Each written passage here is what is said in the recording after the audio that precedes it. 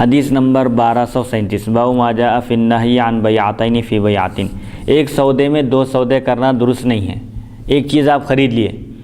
ابھی اس کو اپنے قبضے میں نہیں لیا, ابھی آپ کی ملکیت میں بھی نہیں ہے, دوسرے کو بیچ دے رہے ہیں آپ, یہ بھی درست نہیں ہے. حدیث اس کا درجہ مکروہ تحریمی ہے یا مکروہ تنزیہی ہے؟ نہیں, عام طور پر فقہ کی کتابوں میں یا جب مسائل احکام بیان کیے جاتے ہیں اور مکروہ کہا جاتا ہے تو اس سے مکروہ تحریمی ہی مراد ہوتا ہے, تنزیہی بہت کم ہوتا ہے. حدثنا حناد حدثنا عبدۃ بن سلیمان عن محمد بن عمرو عن ابی سلمۃ عن ابی ہریرہ قال نہى رسول اللہ صلی اللہ علیہ وسلم عن بیعتین فی بیعۃ وفی الباب عن عبد اللہ بن عمرو وابن عمر. حضرت ابو ہریرہ رضی اللہ عنہ سے روایت ہے, نبی اکرم صلی اللہ علیہ وسلم نے ایک سودے میں دو سودوں سے منع فرمایا. اس باب میں حضرت عبداللہ بن عمرو اور عبداللہ بن مسعود رضی اللہ عنہم سے بھی روایت مذکور ہیں. حدیث ابو ہریرہ حسن صحیح ہے. وابن عمر وابن مسعود حدیث ابی ہریرہ حدیث حسن صحیح والعمل على هذا عند اهل العلم وقد فسر بعض اهل العلم قالوا بیعتین فی بیعۃ یقول ابیعک هذا الثوب بنقد بعشرة وبنسیئة بعشرين ولا يفارقه على إحدى البيعتين فإذا فارقه على إحداهما فلا بأس إذا كانت العقدة على واحد منهما. قال الشافعي ومن معنى ما نهى النبي صلى الله عليه وسلم عن بيعتين في بيعة يقول أبيعك داري هذا بكذا على أن تبيعني غلامك بكذا فإذا وجب لي غلامك وجبت لك داري هذا تفارق عن بيع بغير ثمن معلوم ولا يدري كل واحد منهما على ما وقعت عليه صفقته. حضرت ابو ہریرہ رضی اللہ عنہ سے روایت ہے, نبی کریم صلی اللہ علیہ وسلم نے ایک سودے میں دو سودوں سے منع فرمایا. اس باب میں حضرت عبداللہ بن عمرو اور عبداللہ بن مسعود رضی اللہ عنہم سے بھی روایت مذکور ہیں. ابو ہریرہ رضی اللہ عنہ کی حدیث حسن صحیح ہے. علماء کا اس پر عمل ہے. بعض علماء نے اس کی تشریح, اس کی تفسیر یہ بیان کی ہے کہ کوئی شخص کہے میں تجھے یہ کپڑا نقد 10 روپے میں اور ادھار 20 روپے میں بیچتا ہوں. ایک سودے میں دو سودے کرنے کی تشریح اور اس کا مطلب یہ ہے کہ کوئی شخص یہ کہے کہ میں تمہیں یہ کپڑا نیٹ کیش اگر دے رہے ہیں 100 روپے میں اور اگر ادھار ہے تو 200 روپے میں, اور اس طرح وہ کسی ایک معاملے پر جدا نہ ہو. تو یہاں پر مجہول ہو گئی بات. ایک چیز بیچی جا رہی ہے اور اس پر یہ شرط لگائی جا رہی ہے کہ اگر نیٹ کیش دے رہے ہیں, نقد دے رہے ہیں تو اس کی قیمت یہ ہے, اور اگر ادھار ہے بعد میں دے رہے ہیں پیسے تو اس کے ڈبل ہیں. تو یہ ایک معاملے میں دو معاملہ کریں, لیکن کون سا معاملہ طے ہے معلوم نہیں ہے یہاں پر. اور اگر ایک عقد پر الگ ہو جائے تو کوئی حرج نہیں. یعنی یہ بول دیا کہ بھئی اگر آپ نقد خرید رہے ہیں نیٹ کیش دے کر تو اس کی قیمت یہ ہے, اور اگر ادھار خرید رہے ہیں یہ ہے, تو دو میں سے کوئی ایک متعین ہو گیا کہ بھئی نقد خرید رہے ہیں یا پیسے لے لیجیے بول کے بول دیے, درست ہے. جب نہیں ادھار ہے بول کے بولے زیادہ دینا پڑا پیسے, یہ پھر درست ہے. اس کے بعد دو میں سے ایک معاملے پر متفق ہونا ہے, مجہول نہیں رہنا, یا تو یہ ہے یا وہ ہے. مطلب اگر آپ اتنی مدت میں, اتنے پیریڈ میں, اتنے وقت میں جی آپ چیز تو ادھار لے رہے ہیں, لیکن جو وقت مقرر کیا گیا ہے, جو وقت مقرر ہے, اس وقت میں اگر آپ وہ پیسے میرے کو نہیں لوٹا رہے ہیں یا نہیں دے رہے ہیں جی, تو پھر اضافہ اگر پیسے لے رہے ہیں, آپ زیادہ پیسے لے رہے ہیں, تو پھر وہ سود میں آ جائیں گے. جی ہاں. اب ایک ہی وقت میں نقد نہیں لے رہے ہیں آپ, بات طے ہو گئی جی کہ بھائی میں ادھار لے رہا ہوں, نقد نہیں لے رہا ہوں. جی, نقد لیا تو یہ چیز کی, آئٹم کی جو قیمت ہے, جو پرائس ہے 100 روپے ہیں. جی, اگر میں ادھار لینا چاہتا ہوں تو اس کی قیمت 200 روپے ہے. جی, لیکن ادھار کا ٹائم اور پیریڈ مقرر نہیں کرنا ہے. اگر مقرر بھی کر رہے ہیں ٹھیک ہے, کوئی بات نہیں, لیکن انہیں وہ وقت میں مقررہ, جو وقت مقرر ہے, وعدہ کیا ہے کہ میں اتنے وقت میں جو ہے پیسے لوٹا دوں گا, دے دوں گا, اور وہ وقت میں پیسے لوٹا نہیں سکا, واپس یعنی پیسے نہیں دے سکا, جی, تو پھر زیادہ پیسے نہیں لینا ہے. اگرچہ کہ دینے میں دیر ہو رہی ہوں گی, ہاں دیر ہو رہی ہوں گی, لیکن پیسے اتنے ہی لینا ہے جس پر معاملہ بات طے ہوئی. جی, تو اسی چیز کو, یہی صورت کو سامنے رکھ کے ہمارے شہر حیدرآباد دکن جامعہ نظامیہ اور جامعہ انواریہ حیدرآباد کے طرف سے جو فتوے جاری کیے گئے ہیں, جی, تو وہ فتاووں میں جو ہے یہی چیز کو جو ہے پیش نظر رکھا گیا ہے، اور مفتی عظیم الدین صاحب حفظہ اللہ، اللہ مل صاحب کو سلامت رکھے، مل صاحب سے خاص طور پہ میری جو ہے تفصیلی اس پر گفتگو ہوئی تھی، تو مل صاحب یہ فرمائے کہ دیکھو بیٹے، بینک سے آپ جو گاڑی خرید رہے ہیں، بینک سے لون لے کے آپ جو کار لے رہے ہیں یا کوئی بائک لے رہے ہیں یا آپ کوئی گھر خرید رہے ہیں، بائک کی بات ہوئی تھی، کار بائک تمام چیزیں ایک ہی اس میں ہی ہوں گے،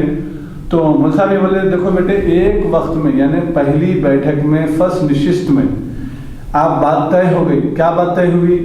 کہ بھائی میں پہلے اتنے پیسے دوں گا اور پھر بعد میں اتنے پیسے میں ادھار میں لے رہا ہوں، یعنی انسٹالمنٹ سے دیا، انسٹالمنٹ میں ماہانہ یہ انسٹالمنٹ میں انشاءاللہ ادا کروں گا،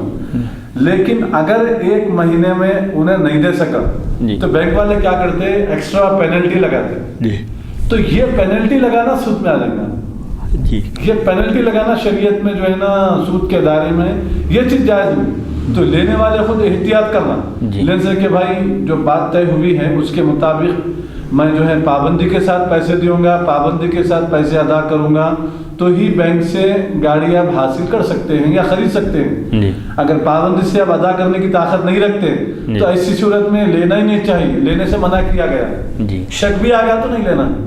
ہاں ایسے لوگوں کو اجازت دی گئی ہے کیونکہ ان کے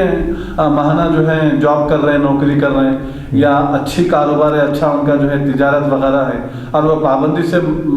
ہر مہینہ پیسے دے سکتے ہیں،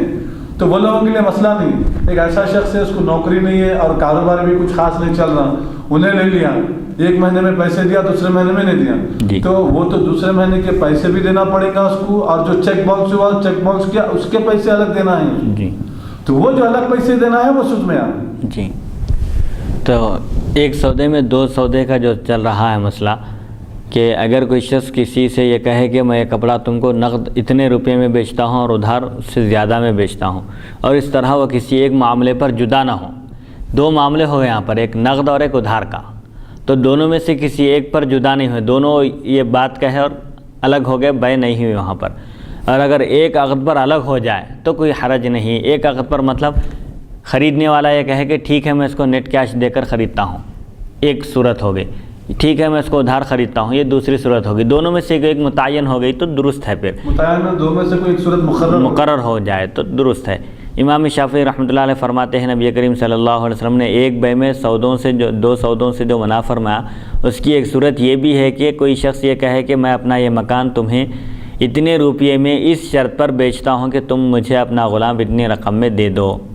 جب تمہارا غلام میرا ہو جائے گا تو میرے گھر کا مالک، تو تم میرے گھر کے مالک ہو جاؤ گے، جب تمہارا غلام میرا ہو جائے گا یعنی میری ملکیت میں آ جائے گا تو تم میرے گھر کے مالک ہو جاؤ گے۔ یہ ایسی بے پر علیحدگی ہے جس کی قیمت معلوم نہیں، ان میں سے ایک بھی نہیں جانتا کہ اس کی چیز کس کے بدلے گئی ہے، جنس بدل گئی، نہیں جنس نہیں بدل گئی، یہاں پر قیمت معلوم نہیں ہے، غلام کی قیمت کیا ہے اور گھر کی قیمت کیا ہے۔ آپ بول رہے ہیں کہ آپ کا غلام اگر میرا ہو جائے گا تو میں یہ گھر اتنی قیمت پر، بولے تو کتنی قیمت ہے نہیں معلوم، قیمت متعین ہونا بھی بے کے من جملہ شرائط میں سے ایک شرط ہے، قیمت نہیں معلوم ہے تو پھر درست نہیں ہے۔ پھر تو یہاں پر ایک سودے میں دو سودے ہو رہے ہیں، اس سے منع کیا گیا ہے۔ حدیث نمبر 1238۔ اگر قیمت معلوم ہو رہی تو پھر وہی بات پھر جو پہلے بھی احادیث شریف جو گزری ہے جی کہ بھائی اگر جنس بدل گئی، نہیں اب یہاں پر جنس کا مسئلہ نہیں ہے، چاول کی بجائے اگر آپ کھجور لے رہے ہیں، جی اچھا وہ ایک الگ ہے، وہ مسئلہ الگ ہے۔ یہاں پر کیا ہے، ایک سودے میں دوسرا سودا کیسا، ایک چیز بیچی جا رہی ہے، ایک شخص ایک چیز بیچتے ہوئے کہتا ہے کہ اگر تم نیٹ کیش دو تو 100 روپے، اور اگر یہ ادھار ہے تو 200 روپے، تو ایک سودا نہیں ہوا ہے، دو سودے ہیں آپ کے سامنے، ایک نقد اور دوسرا ادھار، تو دونوں میں سے ایک مقرر ہونا ہے یہاں پر، خالی بات ہوئی چلے گئے، دونوں الگ ہو گئے، جدا ہو گئے، تو یہ درست نہیں ہے، ایک سودے میں دو سودے ہو رہے ہیں۔ ایسے ہی امام شافعی اس کی ایک صورت یہ بتا رہے ہیں کہ ایک شخص اپنا گھر بیچ رہا ہے کسی کو اس شرط پر کہ وہ اس کو اپنا غلام دے دے، اور پھر خالی غلام دیا تو گھر کیسا آتا، اس کے ساتھ کچھ قیمت بھی دینا بلکہ بولا، تو وہ قیمت کیا ہے نہیں معلوم، متعین نہیں ہے، مقرر نہیں ہے، تو قیمت مقرر ہونا بھی شرط ہے، واضح ہونا، وضاحت کے ساتھ ہونا۔ ایسے ہی اب جیسے ایک مسئلہ بیان کیا جاتا ہے فقہ کی کتابوں میں کہ اگر کوئی شخص بولا کہ میں یہ چیز آپ سے 100 روپے میں خریدا، ثمن کو مطلق رکھا، تو اب کون سے 100 روپے مراد ہوں گے؟ خالی 100 بولیں، ارے آپ 100 بولے تھے، $100 دینا میرے کو، 100 ریال دینا، 100 دینار دینا، نہیں چلتا وہاں پر، بلکہ جس شہر میں یہ بولا ہے وہاں پر سب سے زیادہ کون سا سکہ چلتا ہے یہ دیکھا جائیں گے۔